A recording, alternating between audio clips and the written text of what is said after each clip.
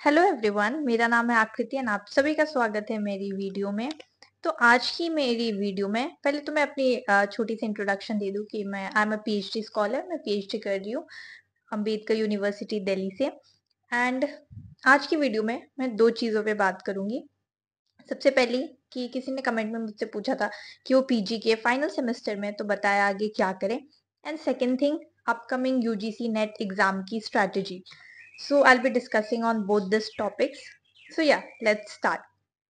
तो सबसे पहली चीज कि वो पीजी के फाइनल सेमेस्टर में या जो भी कोई बच्चे फाइनल सेमेस्टर में and now they are like कि अब एग्जाम्स आ गए, एग्जाम्स हो जाएंगे, उसके बाद क्या आगे का क्या प्लान होना चाहिए।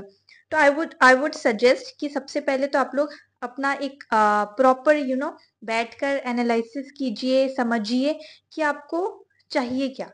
अगर आपको इस फील्ड में आना है, ठीक है, रिसर्च की फील्ड में पीएचडी करना या असिस्टेंट प्रोफेसर बनना है, नेट क्वालिफाई करके बहुत सारी अपॉर्चुनिटीज खुल जाती है।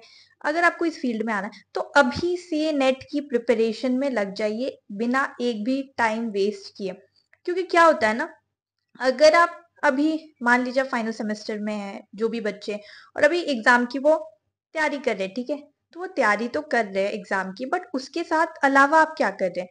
ठीक है, वो एग्जाम तो ठीक है एनी हाउ निकल जाएगा, हो जाएगा, और उसके बाद अगर आप सोचेंगे कि मुझे क्या करना है और फिर तैयारी करेंगे ना, तो फिर शायद थोड़ा लेट हो जाता है, ठीक है, समझने में। तो इसलिए अभी आप बैठिए खुद के साथ और सोचिए घंटों घंटों बैठकर कि मुझे एग्जैक्टली चाहिए क्या। अगर मुझे ये करना है, इस फील्ड में आना है, तो अभी से नेट की प्रिपरेशन करने में लग जाइए। क्योंकि अब तो यूनिवर्सिटीज की गाइडलाइन के अनुसार भी आपको नेट वो एग्जाम देना पड़ेगा एंड फिर ही जाके, क्योंकि उसमें भी 3 क्राइटेरिया में डिवाइड हो गया है, राइट। एक एडमिशन टू पीएचडी एंड एक असिस्टेंट प्रोफेसर एंड उसके लिए एंड एक जेआरएफ के लिए, ठीक है। तो उसके लिए भी एनी हाउ पहले था कि यूनिवर्सिटीज के आप एंट्रेंस देके क्लियर करके जा सकते हैं, बट अब वो चीज नहीं है, अब वो फैक्टर हट चुका है। तो एनी हाउ आपको ये कॉम्पिटेटिव एग्जाम निकालना पड़ेगा जो ऑल इंडिया लेवल पे होता है। तो इसकी आप तैयारी कीजिए अभी से। आप फाइनल सेमेस्टर में आप पढ़ रहे, उसके साथ साथ ना 3-4 घंटे आप निकाल लीजिए कि हाँ मुझे इतना टाइम नेट की प्रिपरेशन में देना है, ताकि आप बाद में लेट ना हो, ठीक है। क्योंकि बाद में क्या होता है कि आप लेट हो जाते हो, तो पहले तो एक 6 महीने का साइकिल हो जाता है, उसमें भी फिर किसी का अगर कुछ चंद नंबर से छूट गया फिर एक साइकिल, और उस चक्कर में 1 साल तो ऐसे ही निकल जाता है। तो इसलिए आप अभी से तैयारी में लग जाइए। एंड सेकेंड टॉपिक जिसके बारे में मैं बात करना चाहती थी, वो है अपकमिंग यूजीसी नेट एग्जाम की स्ट्रैटेजी।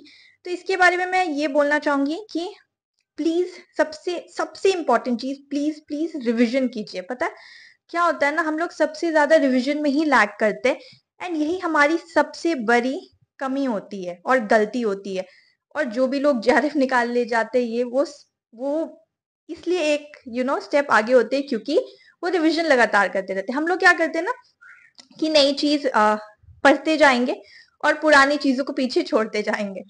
तो जब आप नई चीज पढ़ रहे हो तो उसके साथ you have to make sure कि आप पुरानी चीजों पे भी उतना ही टाइम दे रहे, उतना ही वक्त दे रहे एंड रिविजन लगातार करते जा रहे। आप मान लीजिए मंडे टू फ्राइडे आप पढ़िए, ठीक है, जो भी आपको पढ़ना है नया वगैरह, जो भी नई नई चीजें टॉपिक्स है आप पढ़िए। वीकेंड में बस आप रखिए ना, सैटरडे संडे के कुछ नया नहीं पढ़ना है। जो जो भी पढ़ना है, बस जो भी आपने मंडे टू फ्राइडे पढ़ा है उसको रिवाइज करना है, ठीक है।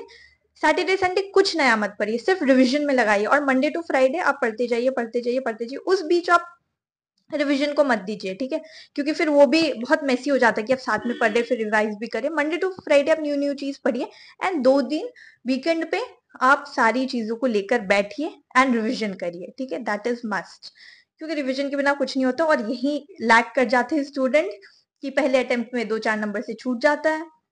उसके बाद आप दूसरी अटेम्प्ट की तैयारी करते हैं, फिर 6 महीने का वेट करो, एक और साइकिल का वेट करो, तो 6+6 और ऐसे 1 साल तो ऐसे ही निकल जाता है। और फिर वो वक्त वापस लौट के नहीं आ सकता, जितनी भी कोशिश कर लो। और फिर वो इंसान ना उस लूप होल में घूमते रह जाता है, और फिर लगता है कि क्या चल रहा है, मतलब। तो ये चीज है कि अभी से आप लोग फोकस कीजिए एंड प्लीज रिवाइज कीजिए, जो भी आप पढ़ रहे उसको रिवाइज कीजिए। एंड एक और चीज, कुछ भी चीज ना, अगर आपने मान लीजिए, क्या होता है ना एंड में, इट्स नॉट पॉसिबल कि आपने सारा सिलेबस सिलेबस को आप कवर कर सको, ठीक है। किसी किसी से भी नहीं होता है, ठीक है। टॉप से टॉप जो ऑल ऑल इंडिया रैंकर्स भी होते हैं ना, वो जितना भी बोल ले कि हमने सब पढ़ा का, कुछ ना कुछ तो छूट ही जाता है। तो you have to make sure कि आप जितना पढ़ रहे हैं ना उसको अच्छे से पढ़िए। क्योंकि हम लोग क्या करते हैं ना, ये भी पढ़ लेते, यहाँ से भी उठा लेते कंटेंट, इस चैनल का भी कंटेंट, उस चैनल का भी, हर एक का हम लोग वीडियो देख लेते हैं, हर एजुकेटर, उस एजुकेटर का भी, उस एजुकेटर का कुछ नई चीज आ रही है, वो देखते जाते देखते जाते देखते जाते देखते जाते। और ये हम खुद के साथ ना एक बहुत बड़ी गलती करते हैं। तो प्लीज उस गलती को आप लोग मत कीजिए। आप लोग जितना पढ़ रहे हैं उतना अच्छे से पढ़िए, क्योंकि अगर आपने उतना अच्छे से पढ़ लिया ना तो आप लोग क्रैक कर जाएंगे एग्जाम। क्योंकि किसी के लिए भी पॉसिबल नहीं है कि इतना सब कुछ कंप्लीट करके जाना। सिलेबस, नेट का सिलेबस बहुत वास्ट है and it's really not possible कि आप सब कुछ कंप्लीट करके जा रहे हैं, ठीक है। नहीं हो सकता, क्योंकि जो पेपर 1 है उसमें तो इतने सारे हैं, डीआई वगैरह है, एनवायरनमेंट है, हायर एजुकेशन है, फिर एलआर है, बहुत सारी चीजें। उसके अलावा अब आपको पेपर 2 का भी अपना टाइम निकालना पड़ता है, जो कि वो खुद में ही एक वास्ट है ना। पेपर 1 तो सबके लिए नया होता है, पेपर 2 तो चलो आपने पढ़ रखा है, आप उस फील्ड से आ रहे हो, ठीक है, ग्रेजुएशन, पोस्ट ग्रेजुएशन, फिर भी कई चीजें नई होती है, ठीक है। तो लेकिन जो चीज ये है पेपर 1, वो सारी चीजें नई होती है। तो पॉसिबल नहीं है कि आप सब कुछ कवर अप कर सके इतने कम टाइम में, नहीं हो सकता। लास्ट में कुछ ना कुछ तो छूटेगा ही। तो आप ये चक्कर में मत रहिए कि मुझे सब कंप्लीट करना है। सब कंप्लीट करने के चक्कर में क्या होता है कि हमने जितना भी पढ़ रखा है ना उनके साथ भी हम खिलवाड़ कर बैठते हैं, और फिर एग्जाम में जाके लगता है अरे ये क्वेश्चन, अरे ये तो मैंने पढ़ा था पर याद क्यों नहीं आ रहा है। क्यों नहीं आ रहा है?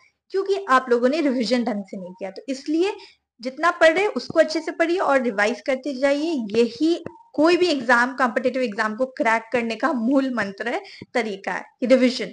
और जितना हो सके मॉक्स लगाइए, मॉक टेस्ट दीजिए, बस दैट्स इट। और बहुत ज्यादा कंटेंट इधर उधर से पढ़ने की जरूरत नहीं है, फिर उससे भी दिमाग खराब हो जाता है। और सबसे पहले वो पीस जरूरी है माइंड में, क्योंकि अगर मन शांत, दिमाग शांत, तो ही आप जाके एग्जाम हॉल में बैठ के अच्छे से आप एग्जाम क्रैक कर सकते हो। ओके, सो या that was all for this video. And अगर आप लोगों को मेरी वीडियो अच्छी लगी हो तो guys please do like, share and subscribe कर देना यार। एंड कोई क्वेरी हो तो please do comment below. Thank you for watching. Thank you.